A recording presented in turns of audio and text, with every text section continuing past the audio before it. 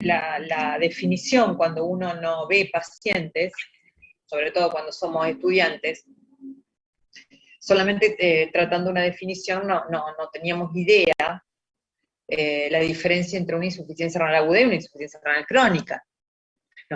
Esto nos ha pasado a todos.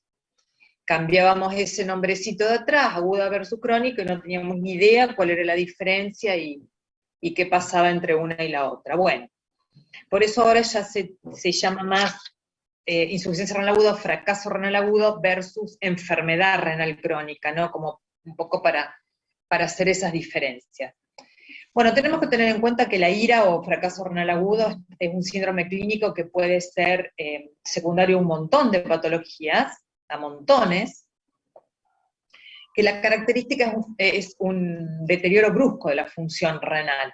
Esto ya tendríamos una diferencia entre, con la insuficiencia renal crónica, que es un deterioro, que vamos a ver la próxima, lento y progresivo de la función renal.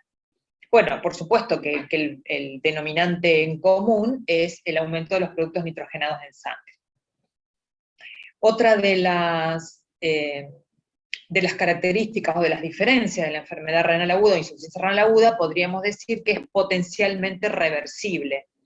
Ya lo vamos a ver, a diferencia de la crónica, que no, que es irreversible. Bueno, en la IRA tenemos que tener en cuenta que el 60% va acompañado de oliguria, algunos no, sería la insuficiencia renal aguda no oligúrica, y acá también deberíamos incluir la enfermedad renal crónica reagudizada, ¿no? Que sería un paciente que tiene una enfermedad renal crónica de base, con una creatinina, digamos, estable, y por algún proceso, por lo general, infeccioso, esa creatinina basal aumenta un poquito más, ¿sí?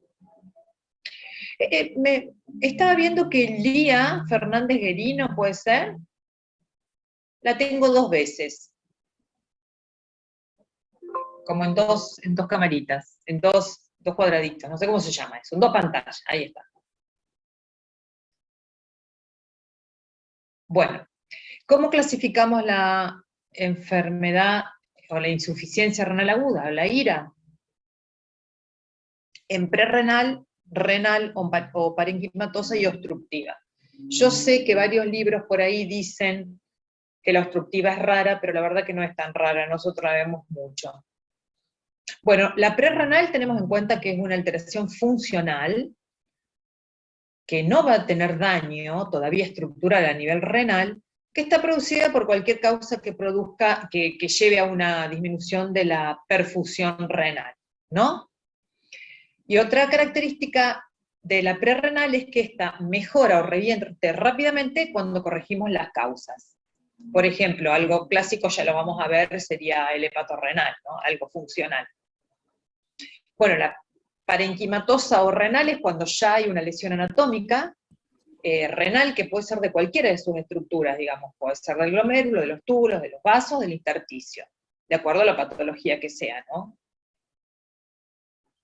Y la obstructiva, bueno, por cualquier proceso obstructivo que puede ser intrínseco o extrínseco de la vía urinaria en cualquiera de su ubicación, ¿no? ¿Vamos bien? Esto es fácil, chicos. Lo deben haber visto ya en pediatría, capaz. Bueno, para refrescar algunos conceptos, quiero ver si son algunos de ustedes, no. Bueno, tengamos en cuenta que oliguria es menos de 400 mililitros por día de diuresis, y hablamos de anuria a menos de 100. En realidad es un término que no está bien usado, porque anuria sería nada de orina, que prácticamente es muy poco frecuente. Por ahí, cuando no tenemos nada de orina, ponemos una sonda y esa sonda no se tiñe, tenemos que pensar en 2 cosas, o que está mal colocada la sonda, o que es una necrosis cortical, que la vamos a ver un poquitito más adelante. Bueno, entonces recuerden, oliguria en la práctica. como sería la oliguria menos de 400, la anuria menos de 100 mililitros por día. Bueno, acá, chicos, si quieren, le hacen un print de pantalla como para tenerlo, porque acá hay de todo. Tenemos un poquitito para ver cuáles son las causas más frecuentes de la prerrenal, de la renal y de la posrenal obstructiva, y bueno, y un poco está diferenciado la renal de acuerdo a qué afectación tiene, ¿no? Si túbulos, glomérulos o vasos.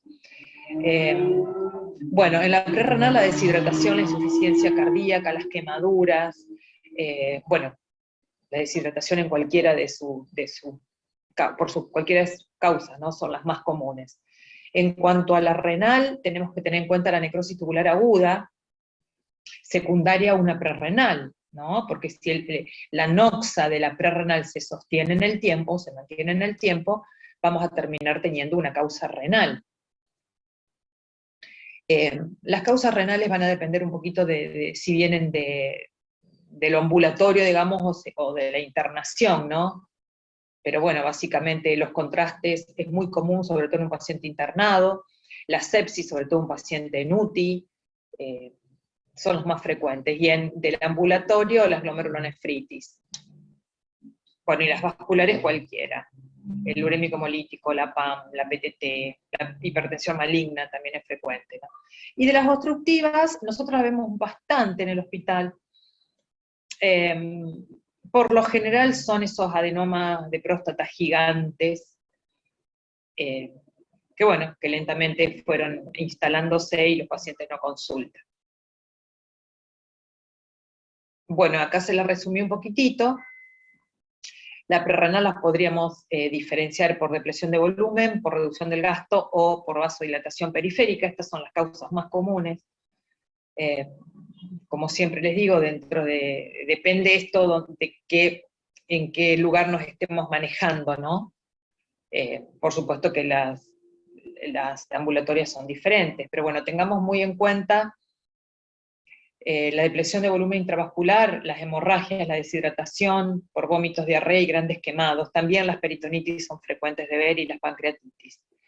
Reducción del gasto cardíaco, la insuficiencia cardíaca y el shock son los más frecuentes, y la vasodilatación periférica, esto no les va a venir de afuera, esto es un paciente internado por lo general por sepsis o por una anafilaxia. Las causas renales, como les decía, vascular, las vasculitis, el urémico hemolítico y la PTT son las más comunes, hipertensión maligna también se ve, y si están en un ambiente con obstétrico, digamos, el GEL es también, bueno, son todas frecuentes, ¿qué quiere que le diga? De glomerular, la rápidamente progresiva es típica. La clínica de la rápidamente progresiva es una insuficiencia renal aguda, también una postinfecciosa se puede manifestar como una rápidamente progresiva, y el lupus también. En IRA, la del intersticio, la nefritis tubulointersticial aguda, y los túbulos, la necrosis tubular aguda, que esto ya les voy a hacer una salvedad un poquito más adelante. Y de la posrenal, todo lo que a ustedes se le ocurra. Litiasis, coágulo, tumores, la hipertrofia benigna de próstata es la más frecuente, y a veces vemos en los tumores de cervix ya avanzados, o en la fibrosis retroperitoneal, que esto se instaura lentamente, pero por algún motivo debutan generalmente con oliguria de instauración rápida. Bueno, las válvulas uretrales no las vemos nosotros, por lo general lo ven los pediatras. Y hay otra clasificación que nosotros la usamos bastante, sobre todo en los pacientes internados y sobre todo en los pacientes en cuidados intensivos, que es el rifle. Esto, es importante en cuanto a cuál sería el momento ideal que nos llamen a nosotros, ¿no? Esto sería una clasificación de intensidad del fracaso renal agudo. Bueno, rifle viene de las letras riesgo, injuria, fallo, pérdida y digamos, STEN, o sea, estadio final, y estos son más o menos los cuadritos, o sea, lo clasificamos de acuerdo a la creatinina, o filtrado glomerular, y a los criterios de diuresis, o sea, no solamente se usa como criterio para ponerlo en cuál de las letras está el paciente, la creatina, o mejor dicho, el aumento de la creatinina, o perder el filtrado, sino también lo que está orinando el paciente por hora.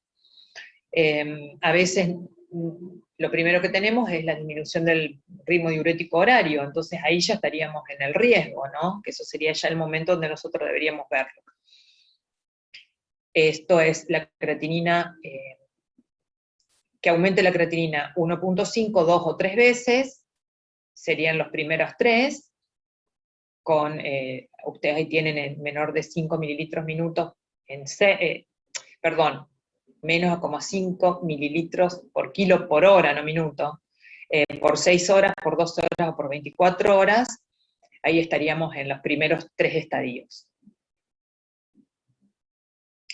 Ya con creatinina mayor de 4, ya lo ponemos en fallo, o con anuria por 12 horas ya va directamente a fallo, ¿no? Y después pérdida prolongada, o pérdida, sería pérdida de la función renal por más de 4 semanas. O sea, insuficiencia renal aguda que se sostiene 4 semanas. Y bueno, ya el end stage es la no recuperación. Hay otras clasificaciones como la de Akin, que la usan más los terapistas que nosotros, pero más o menos parecida. Y la clasificación de las CADIGO, bueno, las CADIGO son unas normas que seguimos nosotros los nefrólogos. Para todo, hay normas CADIGO para todo, para lo que a ustedes se le ocurra. Pero ustedes vean que es bastante parecida a esto, ¿no? Solamente que las dividen en estadio 1, 2 y 3. Bueno, una salvedad en la necrosis tubular aguda.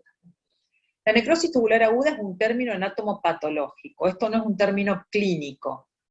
Nosotros los usamos erróneamente, porque como la necrosis tubular aguda es la causa más frecuente de insuficiencia renal aguda renal o parenquimatosa, nosotros la usamos como defecto, digamos, pero no sería correcto usarlo clínicamente, ¿no? Tengan en cuenta que sí, la NTA es la causa más frecuente de ira renal.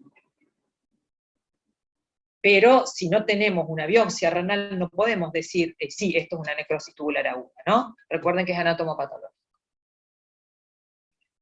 Y como lo dice la palabra, hay necrosis de las células tubulares, sobre todo necrosis y apoptosis, ¿no? Es lo más frecuente, como les decía yo, por eso lo usamos sin necesidad de hacer la biopsia, pero recuerden que es anatomopatológico. Y en realidad nosotros ¿qué hacemos cuando vemos un paciente con insuficiencia renal? Descartamos la pre, descartamos la post, ahí tenemos una renal y la llamamos NTA. Pero bueno, a veces terminamos biopsiando y vemos que no es una NTA, que es otra cosa. Nefritis tubulointersticial aguda, que se manifiesta también como insuficiencia renal aguda. ¿Qué pasa? El paciente va a tener por lo general el antecedente de la toma de AINE o demás, o antiinflamatorio sobre todo, ¿no?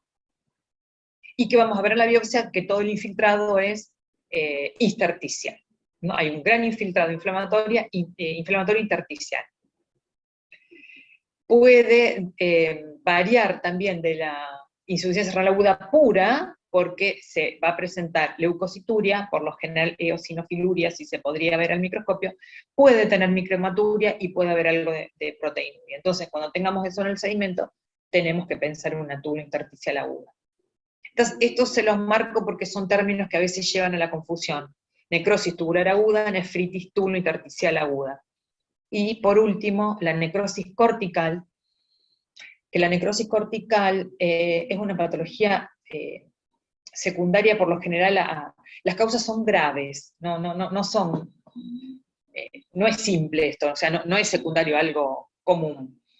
Y está causada por coagulación intravascular, que puede ser total o parcial de la corteza renal, ¿no? Entonces, si es parcelar, bueno, puede recuperar la función renal y puede tener algo de diuresis en el cuadro agudo. Ahora, si es una necrosis total de la corteza, clásicamente va a estar anúrico, pero anúrico, o sea, no va a orinar nada, en absoluto. Y como les decía, son complicaciones graves.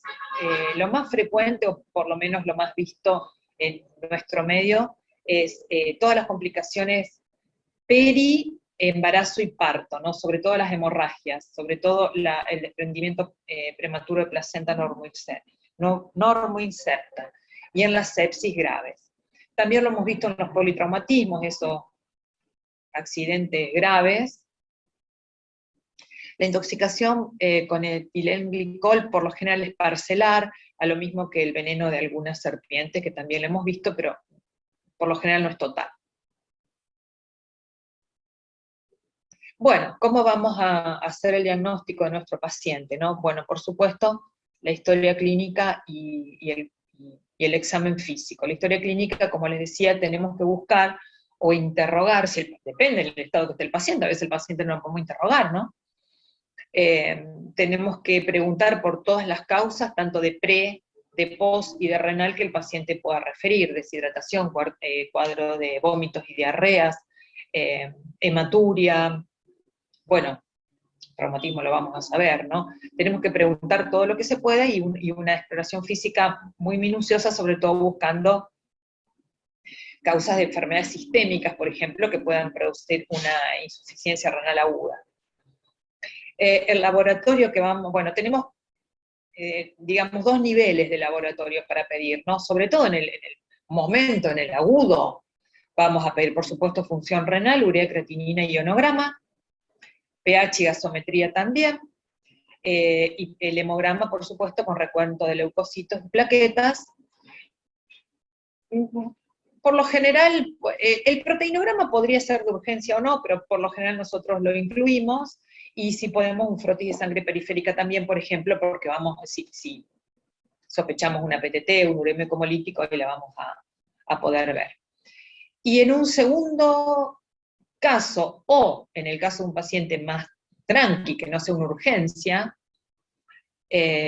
todo el perfil reumatológico para tratar de hacer el diagnóstico, sobre todo si no tenemos un diagnóstico evidente de cuál es la causa de la ira, anti-ADN, ANCA-P y ANCA-C, FAN, bueno, anticuerpos antimembrana basal, si sospechamos un pulmón riñón, los anticardiolipinas, si sospechamos un fosfolípido, bueno, por supuesto también de acuerdo al contexto, de acuerdo al paciente, si tiene epidemiología positiva para leptospira o Hanta, si hay un cuadro infeccioso, hemocultivos y demás, ¿no? Esto ya, como les decía yo, el segundo nivel sería más hacia, cuando no tenemos diagnóstico evidente, o si tenemos un diagnóstico, por ejemplo, un cuadro infeccioso, irnos más al diagnóstico definitivo o etiológico de la causa, ¿no? Bueno, por supuesto, orina completa y un ionograma urinario. Sobre todo el ionograma nos va a diferenciar en algo prerrenal o algo renal, o sea, algo funcional o no. Y también, dependiendo de otras manifestaciones clínicas, CPK, LDH, amilasa o transaminasa, ¿no? Esto de acuerdo al cuadro que estemos sospechando o que tengamos evidente. Ecografía renal y la biopsia eventualmente, y ahora vamos a ver cuánto. ¿Vamos bien?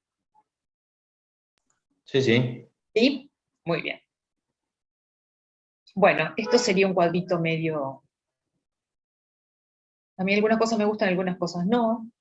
Este es de CENEFRO, de la Sociedad Española de Nefrología.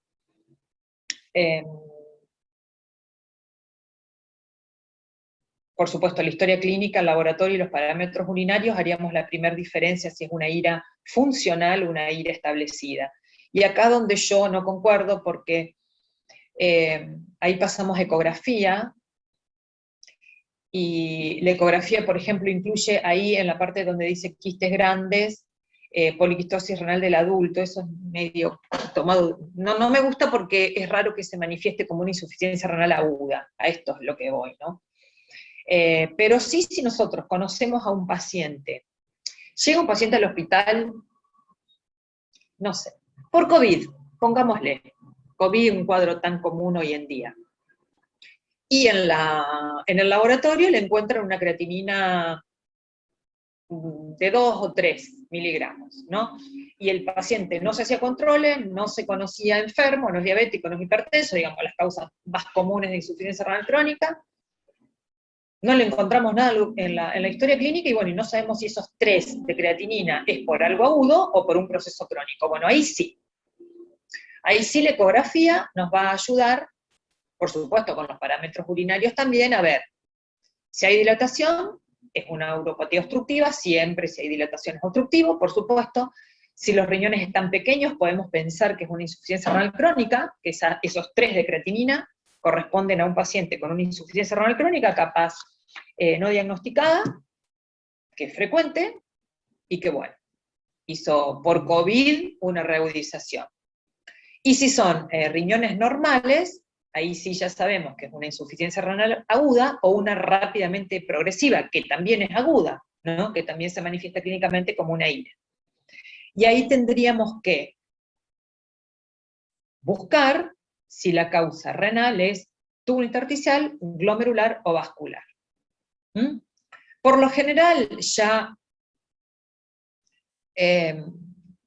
solamente vamos a hacer una arteriografía si sospechamos vaso grande, por ejemplo un infarto renal, o un ecodoppler, flebo prácticamente no se hacen. Si sospechamos algo glomerular, vamos a ir a la biopsia directamente, y si sospechamos algo túbulo intersticial, vamos a ir a la biopsia también. Bueno, la ecografía que podemos ver, aparte de lo que vimos, los riñones chiquititos, o la poliquitosis renal, esto es cuando encontramos riñones normales de tamaño, un poco de la diferencia ecográfica que podemos ver, o que vemos frecuentemente, en el fracaso renal agudo versus el riñón normal, ¿no? Ustedes van a ver que ahí las pirámides, el riñón está como congestivo, y las pirámides muy marcadas. Esto es clásico de la insuficiencia renal aguda, pero ¿qué pasa? No siempre se ve, ¿no? No siempre tenemos esa imagen tan linda de las pirámides. Ahora bien, el ecografista nos puede decir que lo ve congestivo y nada más, y no ver las pirámides. Bueno, eso nos haría una sospecha, o bien puede estar un poquito o levemente aumentado de tamaño, pero levemente aumentado de tamaño. ¿Sabes cómo se informaría esa ecografía? Esa ecografía te diría, riñones levemente congestivos. Si ustedes pueden ver, espere que busquen mi cosito, ven que no es, vieron que este riñón es bien lisito, y este riñón no, es como, tiene unas pequeñas lobulaciones, no sé si llamarlas lobulaciones, pero es algo irregular, ¿no? Eso podría ser un signo de congestión renal. Acá, ¿qué te dirían? Riñón, no sé si está aumentado de tamaño, pero supónganse, congestivo, de bordes irregulares, te podrían decir, y con aumento de las pirámides. Por lo general te dice o congestión de las pirámides, o aumento o mayor definición de las pirámides, o pirámides bien definidas, algo así. Gracias. De nada. Bueno, les decía, ¿se acuerda que, bueno, íbamos a pedir, esto fuera recordando, pero íbamos a ir pidiendo laboratorio, íbamos a ir pidiendo un ionograma urinario, y una orina completa y un sedimento?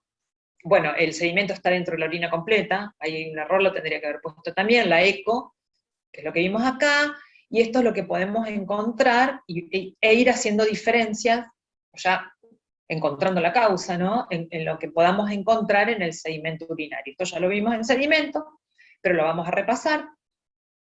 Si encontramos hematíes, sobre todo dismórficos, vamos a pensar en las glomerulopatías, primarias o secundarias. Si encontramos leucocitos en la nefritis tubulointersticial, sobre todo aguda, bueno, podemos encontrar microorganismos en casos de infecciones con sepsis.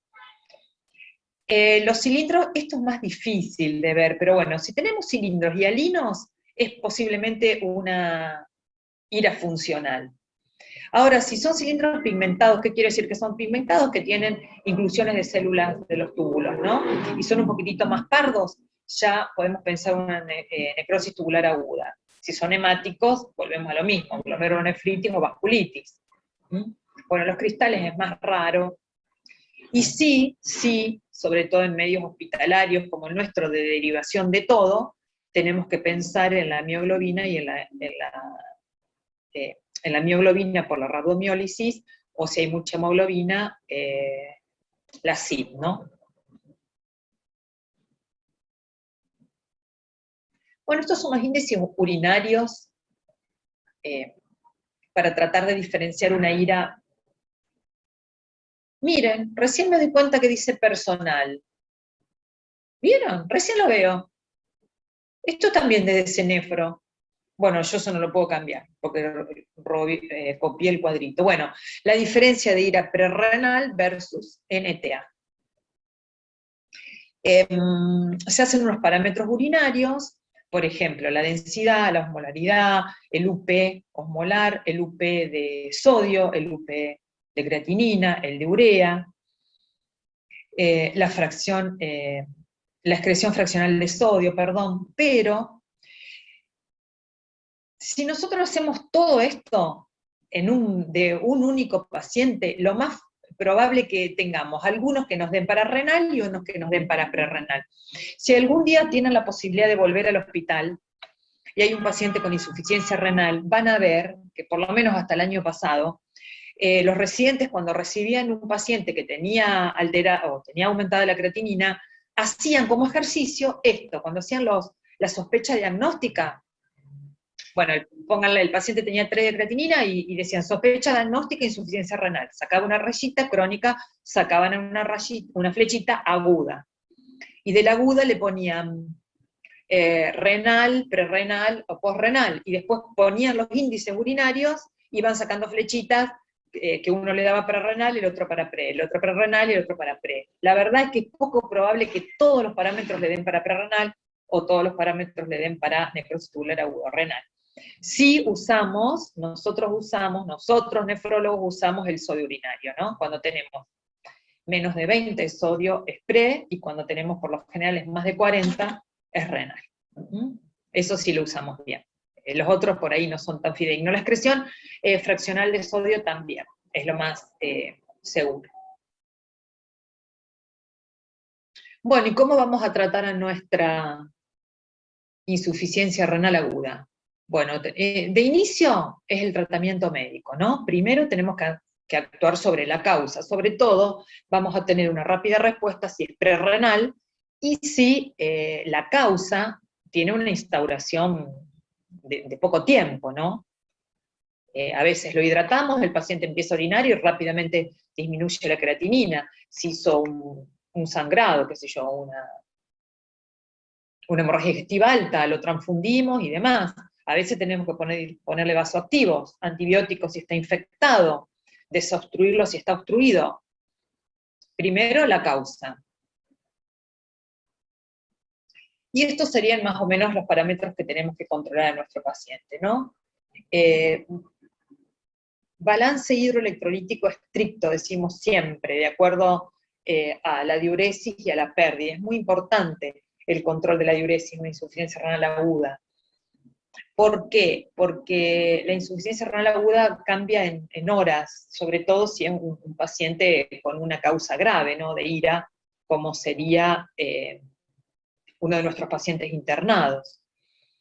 Entonces siempre tenemos que tratar, si la insuficiencia renal es oligúrica, tratamos de convertirla en no ligúrica. ¿Por qué? Porque mejora la morbimortalidad de este paciente. Entonces siempre tratamos de convertirla en no ligúrica. ¿Cómo? Hidratando a veces, con eso ya el paciente tiene buena respuesta diurética, y a veces con el uso de diuréticos. Bueno, por supuesto control de la presión en el caso de una deshidratación. La restricción hídrica va a depender un poco de la diuresis del paciente y de la causa, ¿no? Si es prerrenal no le vamos a restringir los líquidos.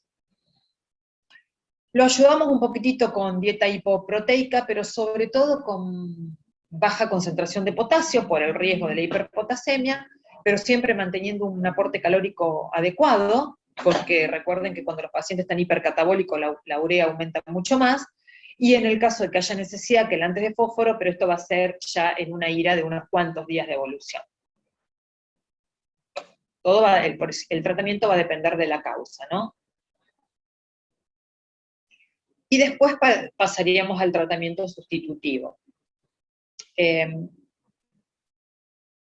A ver, ¿qué pacientes tratamos médicamente? Aquellos pacientes que tengan una rápida respuesta a la hidratación o, en su defecto, al uso de diuréticos. Pero recuerden que son pacientes que pueden cambiar en horas, entonces un paciente que está orinando bien, más de, póngale 500 o más, de acuerdo a la NOXA, en horas se puede transformar en oligúrico. Y al pasar a oliguria, puede tener hiperpotasemia o uremia, entonces es un paciente que lo tenemos que controlar muy, muy de cerca. O sea, no podemos darle las medidas hoy a la mañana, cuando yo lo veo, y volver a evaluarlo mañana a la mañana, ¿no? Son pacientes que deben ir, sobre todo el control de diuresis, debe ser horario. Ahora, si no tenemos respuesta, el paciente está en oliguria desde hace muchos días, que a veces pasa, lo derivan estuvo internado en un centro que no tiene diálisis, en un hospital, supónganse, que no tuvo diálisis, y bueno, le hicieron todo esto, le pusieron los diuréticos, le hicieron los vasodilatadores, todo. Y el paciente está oligúrico ya de varios días de evolución, y bueno, no, ahí no podemos esperar. Bueno, o bien si el paciente está orinando o no, pero tiene sobrecarga hidrosalina, tiene una sarca refractaria, la hipercalemia. Bueno, la hipercalemia primero la tratamos. A ver, si el paciente está orinando, nos deja mucho más margen de tratamiento médico que si el paciente está oligúrico, ¿no? ¿Por qué? Porque si estamos con hipercalemia, bueno, le podemos poner furosemida, ustedes saben que la furosemida produce pérdida de potasio por orina, abre los canales de potasio, y mientras tanto podríamos ir haciéndole resina de intercambio catiónico o enemas evacuantes, etcétera, etcétera. Si tiene acidosis metabólica y el paciente está orinando, bueno, podríamos primero iniciar una carga de bicarbonato 1 molar y ver.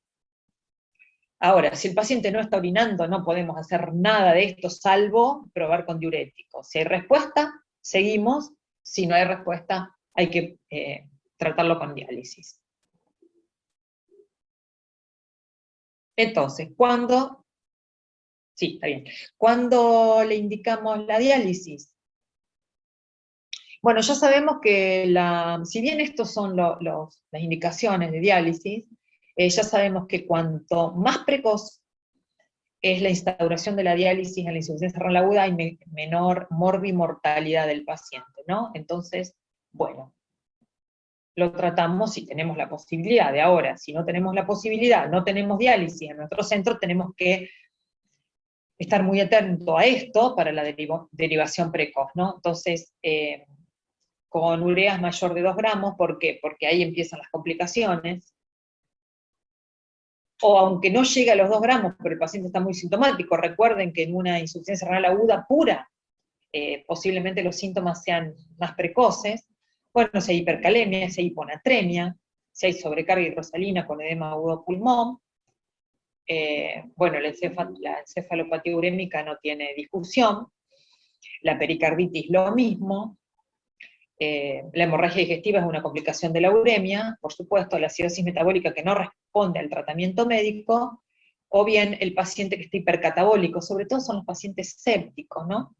Que mantienen ureas muy, muy, muy altas por el catabolismo. Entonces eso lo vamos a dializar más precozmente.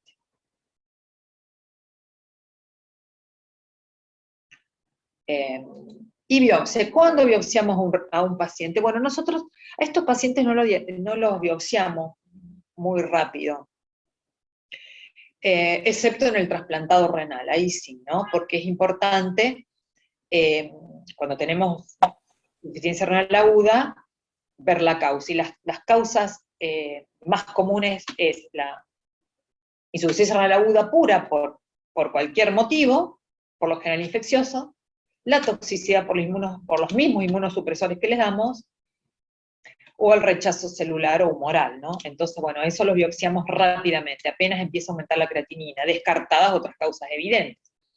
Pero en el paciente que no es trasplantado lo biopsiaríamos cuando sospechamos cualquier otra etiología que no sea la NTA, sobre todo con lo que vamos a hallar, sobre todo en el sedimento urinario.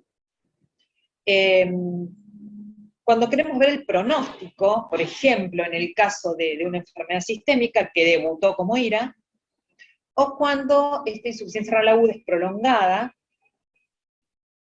cuánto sería más de un mes que no hay recuperación de la función renal, y bueno, donde podemos encontrar otras cosas, ¿no? Como por ejemplo la necrosis cortical parcelar puede ser, o esta necrosis tubular aguda de lenta resolución que para el pronóstico sería un pronóstico totalmente distinto para una necrosis tubular aguda de resolución más rápida, ¿no? Entonces, por lo general, si no sospechamos algo sistémico o no es trasplantado, esperamos un mes para biopsiar a este paciente, 4 semanas. Bueno, hay otros marcadores de daño renal que no se están usando todavía, pero están en franco estudio. La citadina 6 y la beta 2 microglobulina son las más, digamos, las que más se están estudiando ahora. Pero bueno, la verdad que, como les decía yo, están en estudio. Nosotros no las pedimos todavía. Se está haciendo un estudio bastante grande sobre la molécula de daño renal, la KIM1, y bueno, y todas estas, ustedes ven, sobre todo para que tengan idea que se están estudiando otros marcadores, pero que todavía no se recomienda el uso, porque no hay mucha evidencia. Bueno, pero ¿qué tenemos que tener en cuenta de la insuficiencia renal aguda? La insuficiencia renal aguda no es simple. No es una patología, diga, tengo una ira, se resuelve y chau. Esto es español. Dicen que el 70% de la ira que viene de la comunidad es prerrenal y solamente un 17% son obstructivas. Nosotros no tenemos números, no tenemos una casuística tan bien hecha. Pero sí, pongámosle que sea así. Pero yo también incluiría no sé si es un 20% la glomerulonefritis, ¿no? Me parece que una causa importante de la ira de la comunidad es la glomerulonefritis. Pero como les decía, no tenemos casuística. Tenemos que tener en cuenta que la insuficiencia renal aguda complica más de un 20% de los ingresos hospitalarios. Y algunos dicen del 20 al 40, ¿por qué? Porque no es lo mismo un ingreso hospitalario de un hospital de primera línea a uno de derivación, ¿no? Que se supone que es un paciente que ya vino de internación previa, entonces por eso va del 20 al 40. Sobre todo de estos de atención primaria, el contexto habitual es la isquemia, la sepsis, los fármacos y los contrastes. No nos olvidemos de los pacientes que han sido estudiados por medio de contraste. En cambio, en pacientes de cuidados intensivos, o bien de tercer, no sé, de qué nivel, de nivel más alto, no sé cuáles son los niveles, la verdad, por lo general son multifactoriales, ¿no? Y son pacientes más complejos, con fallo multiorgánico, por ahí muy invadidos, respirados, etcétera, etcétera. La mortalidad es muy, muy, muy variable, y hay estudios que dicen que en terapias intensivas, sobre todo de nosocomios, digamos, de nivel más alto, puede llegar hasta un 80% de mortalidad. O sea que no hay que sacarle el ojo a la insuficiencia renal aguda. Por supuesto, el 15% ese será a las insuficiencias renal agudas secundarias a infecciones, a deshidrataciones. Pero miren, más del 50%, y algunos estudios dicen casi el 80%, de los pacientes que en terapia, o sea, 50% de los que precisan tratamiento sustitutivo, dice este estudio, pero que llega hasta el 80% si este paciente proviene de la UTI. Eso sería porque también dializamos pacientes que están en sala, ¿no? No en terapia. Y bueno, y tenemos que tener en cuenta que por lo general, el paciente recupera totalmente su función renal, pero hay un porcentaje donde está esta necrosis tubular aguda de lenta resolución, que después de un mes, digamos, no se recupera, que pueden no recuperar nunca su función renal y terminar en tratamiento en diálisis crónica, ¿no? Se considera que es más o menos un 20% de estos pacientes. Por eso se ha acuñado hace pocos años, los últimos años, como causa de insuficiencia renal crónica, la etiología de la insuficiencia renal crónica es el post-acute, como le dicen los yanquis. El post-agudo son pacientes que han tenido una insuficiencia renal aguda en su momento, y con el paso de los años terminaron con fallo renal crónico, o insuficiencia renal crónica, perdón. Con recuperación total o no, ¿no? Nosotros hicimos un trabajo con el jefe de la UTI, de estos pacientes en seguimiento lo más que se puede, todavía tenemos algunos en seguimiento. Y si no me equivoco, esta es la última, sí. Bueno, a ver. Los escucho. Profe, sí. tengo una duda, quedó claro todo, pero tengo una duda para certificar más que nada. Sí. Yo estoy como hacen ustedes. Vamos a hacer un caso problema, yo estoy en una guardia de gato colorado. Sí. Que dicen así siempre, pobre gato sí, colorado. pobre gato colorado, es verdad. Llega un paciente y yo por cualquier motivo de consulta, lo que tenga, le hago un análisis de sangre. Sí. ¿Cuándo yo me preocupo? O sea, ¿con qué valor de creatinina yo me preocupo? Mirá, yo me preocuparía con todas, porque estamos hablando de insuficiencia renal. Claro, Entonces, pero a partir de cuándo el valor normal de creatinina es hasta 1,30. Sí, 1,20, 1,30. 1,20. Depende de la masa muscular, depende si es hombre y mujer. Bueno, supongamos 1,20 sea lo normal. Sí. Cuando yo digo, pucha, guarda acá. Bueno, 1,30, 1,20, hacerle el filtrado glomerular. Con edad y sexo. Tiene disminuido el filtrado glomerular, estamos ante una insuficiencia renal. Ahora tenemos que pensar, ¿es aguda o es crónica? A ver, con 1,30, 1,40, 1,50, no nos hacemos problema, porque es algo muy leve, excepto que sea el inicio de una glomerulonefritis, ¿no? Claro. Porque las glomerulonefritis sobre todo una rápidamente progresiva, es un cuadro grave, pero en algún momento empieza. Entonces, cuando empieza, podés engancharlo justo ahí cuando tiene 1,40, 1,50. Entonces, si es un paciente desconocido, tenemos que ver la creatinina, tenemos que ver el ionograma. Si está la creatinina más elevada, tenemos que pedir un ácido base, por supuesto urea, creatinina. Si está más elevada, ácido base, ionograma y diuresis. La diuresis es importantísimo, tenemos que saber cuánto orina ese paciente. Y ya que le pedimos diuresis, le vamos a pedir que hay en el sedimento. Si nosotros, el paciente está orinando, nos quedamos relativamente tranquilos. ¿Por qué? Porque es poco probable que haga una sobrecarga hidrosalina, así lo pienso yo en una guardia, una sobrecarga hidrosalina o hago una hiperpotasemia. Entonces ya con diuresis conservada uno respira, si no ya tenés que salir corriendo a buscar el catéter para ponerlo en diálisis. Eso por un lado. Después vamos a evaluar ácido base, pero si sigue orinando, me quedo tranquilo porque le puedo hacer todo médico. Y potasio, sobre todo potasio. Si tiene el potasio levemente aumentado y orina, me quedo tranquila también porque le pongo un poquitito de furo y resuelvo el tema del potasio. Y después me pongo a pensar si es agudo o crónica, si el paciente no me apura. Veo el sedimento, y si en el sedimento no tengo nada activo, y es como que me quedo más tranquila todavía. ¿Por qué? Porque orina.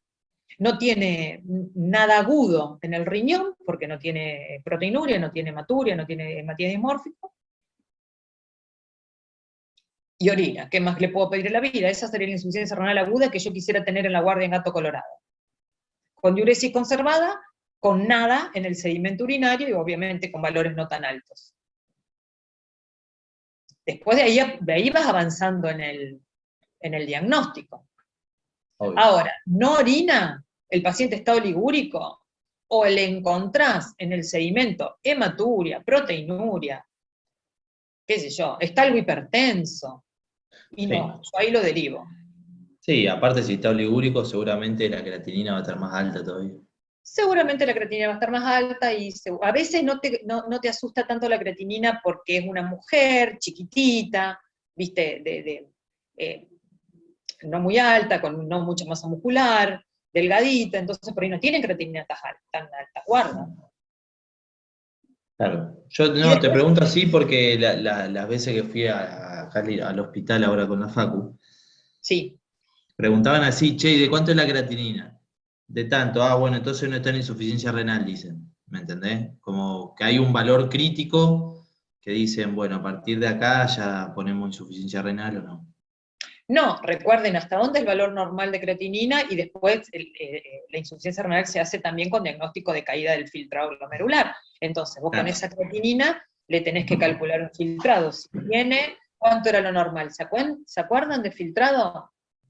El filtrado normal era de, 60. o sea, no, Un mayor a poquito más. 20, ¿no era? 80 a 120 es el filtrado No, menor glomerular. a 20 era oliguria. No, filtrado glomerular.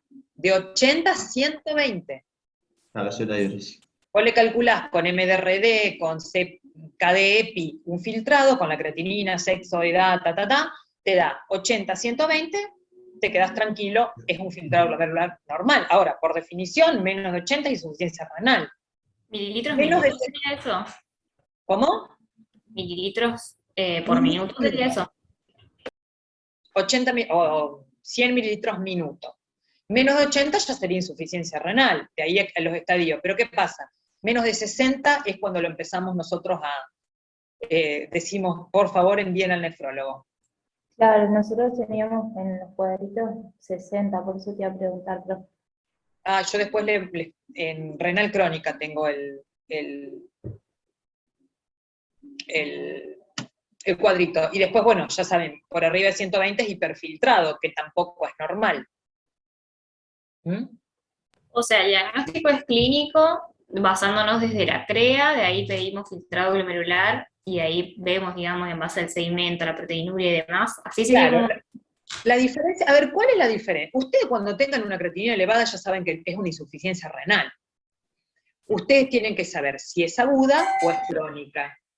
Porque la insuficiencia renal crónica es una patología que el paciente la tiene hace meses o años, por lo general años. Entonces un paciente que, ¿cuándo se descompensa? Discúlpame, Que lo mandás por consultorio externo tranquilo, digo. Claro, lo con mandás por insuficiencia consultorio renal externo crónica. tranquilo. ¿Cuándo se descompensa un renal crónico? Por lo general, cuando llega al estado final, en el contexto de alguna patología aguda y cuando deja de orinar. Pero por lo general, o tarreurémico. Pero por lo general el paciente llega hasta último estadio orinando, por ende, no se sobrecarga ni hace hiperpotasemia, y deja de orinar cuando entra a diálisis crónica. Eso es lo más habitual. Entonces, si es agudo, por eso siempre, chicos, urea, creatinina, bueno, iono, sedimento urinario. Con un sedimento urinario patológico es una ira hasta que se demuestre lo contrario, obviamente. Entonces, si tenemos proteinuria, tenemos hematuria, cilindro, y encima estamos oligúrico, y bueno, es un paciente que se tiene que derivar rápidamente a un centro de mayor complejidad. ¿No? Con el sedimento, Sí. ahora, Sí. y siempre la causa, digamos, una insuficiencia renal aguda no aparece porque sí. Vos tenés una causa. Claro, hay que ver si está en el contexto del paciente, si no está en shock o cosas así que puede revertir. Exactamente, infecciones, sepsis, gastroenteritis, bueno, deshidratación, hemorragias. ¿Cuándo el paciente puede no referir gran cosa? Por ejemplo, una glomerulonefritis. Ahora, si ya sabemos que el paciente tiene una patología de base, por ejemplo, un lupus, una artritis reumatoidea, bueno, la podemos intuir que hizo un tocamiento renal. Ahora, una glomerulonefritis, una rápidamente progresiva, por lo general el paciente no, una vasculitis, el paciente no tenía nada y de golpe se pone renal y oligúrico, y hematuria.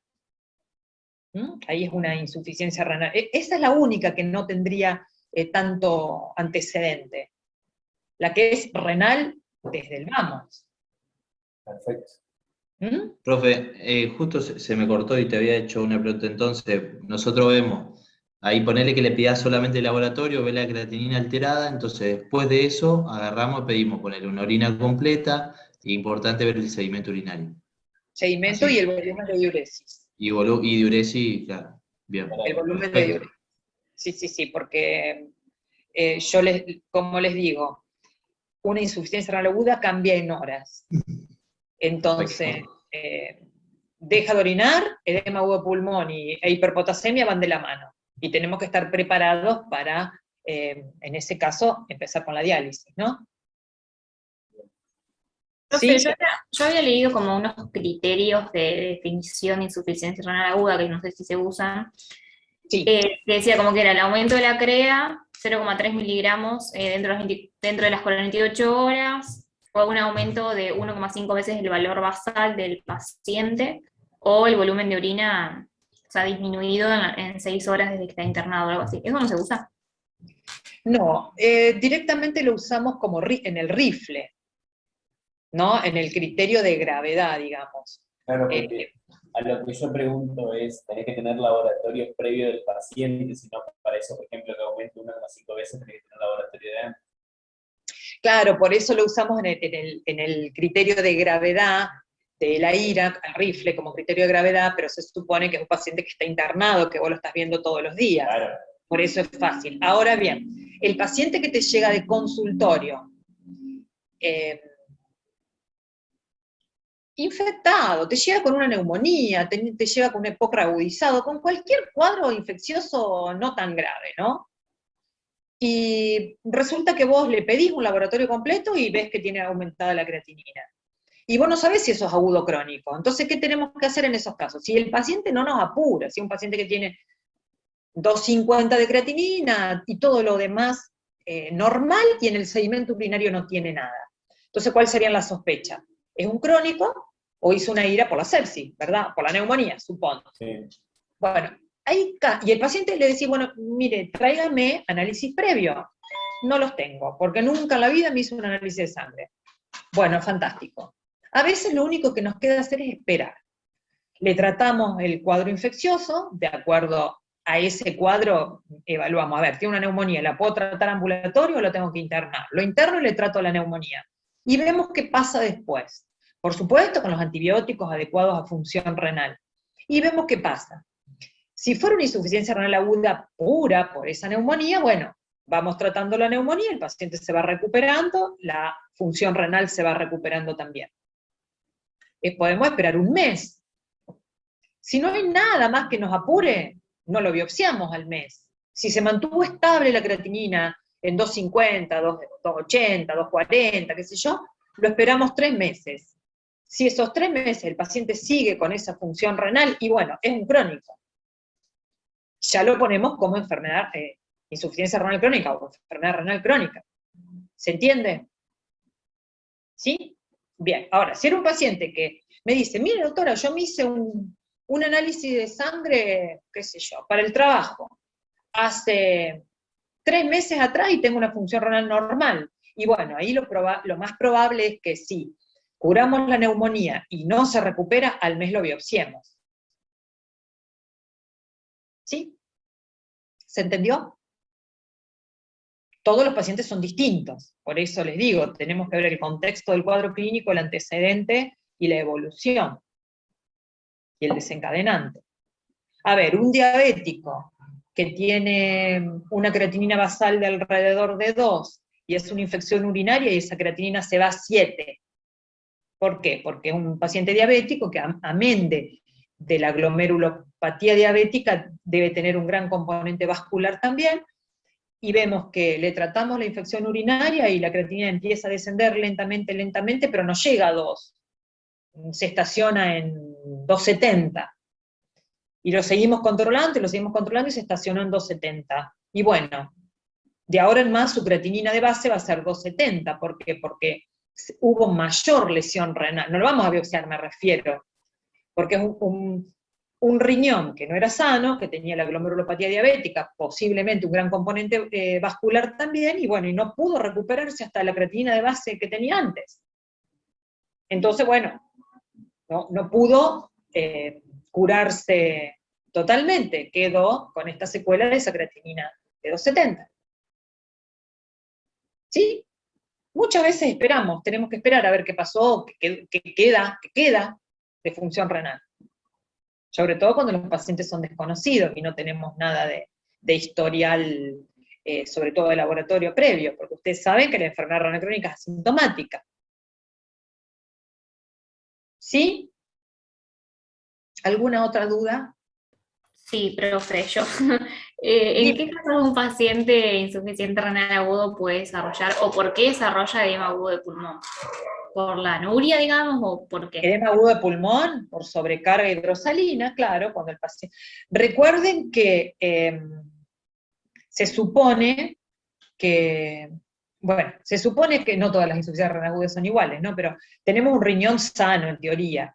Pero bueno, cuando entra en oliguria, sobrecarga hidrosalina, también va a depender de la función cardíaca, ¿no? Porque si tiene una función cardíaca aceptable, bueno, primero vamos a tener la hipertensión arterial y bueno, no va a llegar al edema agudo de pulmón tan fácil. Lo más probable es que nosotros lo dialicemos antes de que llegue al edema agudo de pulmón. Ahora bien, tenemos un paciente que tenga alguna una cardiopatía, sobre todo insuficiencia cardíaca, y bueno, ese corazón no va a tener tanta compliance como para bancarse la sobrecarga, y con poca sobrecarga hidrosalina van a hacer el edema agudo de pulmón. Claro, no es que lo vamos a esperar en todos los pacientes insuficientes renales, digamos. No. Aparte, recuerden que les dije que cuanto más precoz la instauración de la diálisis, hay menor morbimortalidad. Pero nosotros siempre empezamos con el tratamiento médico conservador, pero unas horas, suponte. Está oligúrico y algo hipertenso, le ponemos diurético. Si no responde en 2 o 3 horas, los diuréticos, 4 horas, y bueno, no va a responder. ¿Por qué puede no responder? Porque ya está en la fase renal. Entonces, ese riñón ya en necrosis tubular aguda no va a responder. Entonces, bueno, no lo vamos a esperar un día. Vamos a esperar unas horitas. Le ponemos un goteo de furosemida, no respondió 3, 4 horas, y bueno, no, saquen el goteo de furosemida y dializamos. ¿Sí? Esto es un manejo más de internación, ¿no? ¿Ustedes qué paciente van a manejar ambulatorio? Bueno, la deshidratación del abuelo, supónganse. O bueno, en lo pediátrico no sé, pero un abuelo que tuvo una gastroenteritis o se deshidrató porque no tenía acceso al líquido, y bueno, ustedes lo pueden hidratar, ya sea por boca, le ponen un suerito en una salita y la paciente está orinando, qué sé yo, bueno, recupera, sigue orinando bien, mejora un poquito la creatinina, con la hidratación, sí, lo pueden mandar a la casa, si no es un paciente que hay que internar. ¿Sí? ¿Claro? ¿O más o menos? Sí. Seguramente, cuando veamos a la próxima clase de insuficiencia renal crónica, ahí van a surgir algunas dudas con respecto a la ira, que van a encontrar la diferencia con la enfermedad renal crónica, entonces ahí la vamos a volver a charlar. ¿Cómo están del cerebro? ¿Secos o más o menos? Muy seco. Muy secos. Bueno, depende de ustedes que le dé la clasificación de enfermedades glomerulares o se la doy con diabetes e hipertensión arterial. A la mierda. Ustedes elijan. Enfermedad renal crónica es un poquito capaz que más largo, pero yo se los voy a resumir. Y después diabetes e hipertensión es corto. Así que si ustedes quieren diabetes e hipertensión, se las doy, ahí les doy la clasificación de glomerulopatías. Porque de diabetes e hipertensión solamente vamos a ver la parte renal, no vamos a ver todo. Todo diabetes y todo hipertensión, porque se supone que ustedes ya lo vieron en otro lado. Eso sería el jueves, ¿o no? El jueves. O el jueves podemos ver insuficiencia renal crónica. Prima, podemos ver la crónica si ya cerramos insuficiencia Claro, renal. la próxima va a haber insuficiencia renal crónica. Entonces, después la última semana, o la última clase, vemos las tres juntas. Si tenemos una clase más que nos sobre, podemos aprovechar para las dudas, antes de rendir. ¿Sí? ¿Les parece mejor así? Bueno, entonces vamos a ver enfermedad renal crónica para la semana que viene y van a ver que van a surgir dudas de esta y la comparación con la crónica. ¿Mm? Bueno, dale. Bueno, chicos, entonces vayan a descansar el cerebrito. Ujú. Si pueden, si pueden. No, profe, gracias por Nos todo. vemos el jueves, chicos. Adiós. Gracias. Bueno.